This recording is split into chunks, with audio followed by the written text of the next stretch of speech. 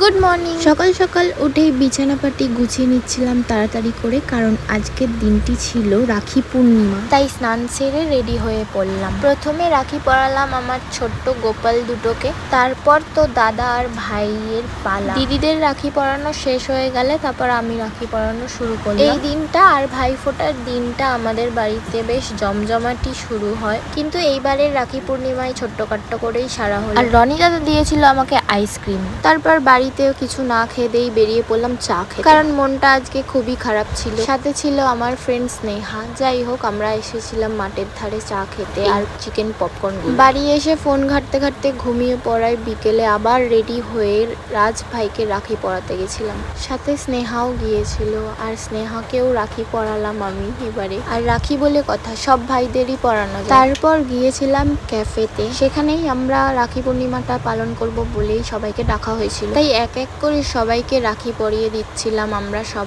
আর সন্ধেবেলার ক্যাফেতে আমরা যা শুরু করেছিলাম, মনে হচ্ছিল যেন ক্যাফেটা আমরাই আজকের দিনে সব বুক করে ফেলেছি। যাই হোক, ঠাকুরের কাছে অনেক অনেক ধন্যবাদ যে আমি এত ভালো বন্ধু বান্ধব দাদা পেয়েছি আমার লাইফে। আরো অনেক কাছের দাদা আছে যাদের আমি রাখি এবারে পরাতে পারলাম না। আর ছিল কেক, যেটা আমরা মেয়েরা মিলেই কাটলাম। আজকের এই রাখি সেলিব্রেশনটা খুবই ভালো কাটলো। আর দাদার ক্যাফের চাউমিন খেয়ে আইসক্রিম খেয়ে বাড়ির দিকে চলে গেলাম। অনেক গিফটস পেয়ে আমি তো খুব খুশি। তো চলো নেক্সট ভিডিওতে দেখা হচ্ছে, বাই।